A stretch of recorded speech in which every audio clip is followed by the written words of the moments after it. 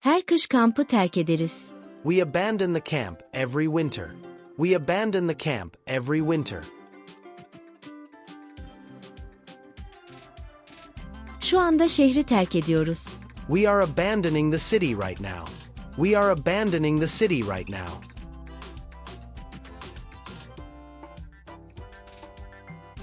Son zamanlarda evi terk ettik. We have abandoned the house recently. We have abandoned the house recently.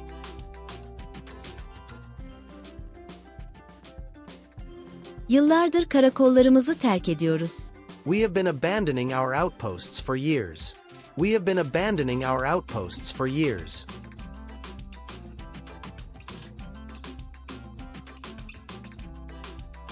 Geçen yıl hayallerimizi terk ettik.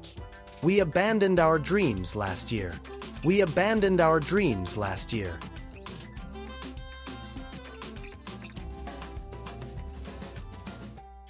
Onlar yardım teklif ettiğinde umutlarımızı terk ediyorduk. We were abandoning our hopes when they offered help. We were abandoning our hopes when they offered help.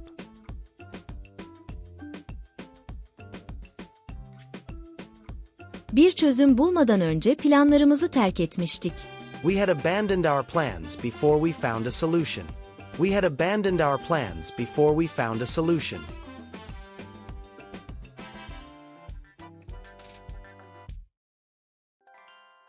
Gerçeği fark etmeden önce, aylarca inançlarımızı terk ediyorduk. We had been abandoning our beliefs for months before we realized the truth. We had been abandoning our beliefs for months before we realized the truth.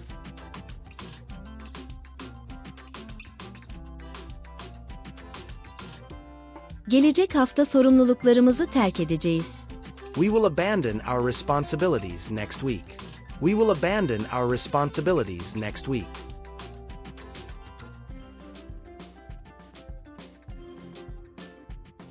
Yakında projeyi terk ediyor olacağız. We will be abandoning the project soon. We will be abandoning the project soon.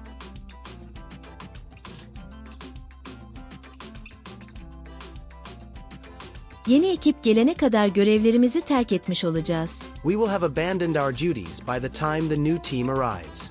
We will have abandoned our duties by the time the new team arrives.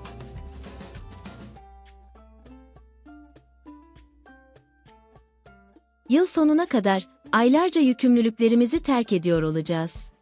We will have been abandoning our obligations for months by the end of the year. We will have been abandoning our obligations for months by the end of the year.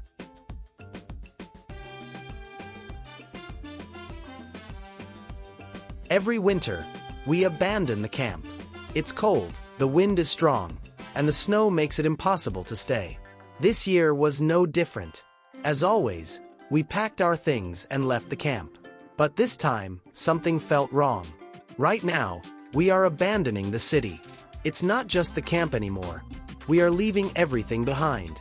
The streets are empty, and the houses look lonely. We have abandoned the house recently because it is no longer safe. The war is getting closer, and we have no choice but to run. We have been abandoning our outposts for years now. One by one, we lose ground.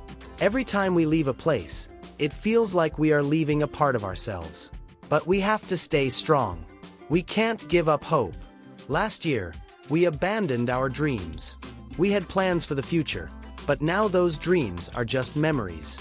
We were abandoning our hopes when they offered help. A group of strangers came to us with supplies and weapons.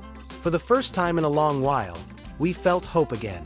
Before we found a solution, we had already abandoned our plans. We had been abandoning our beliefs for months before we realized the truth. We were stronger together. Alone, we would fail, but with help, we had a chance.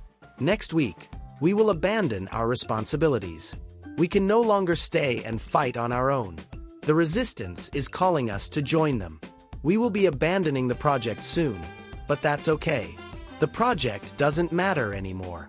By the time the new team arrives, we will have abandoned our duties. They will take over, and we will finally rest.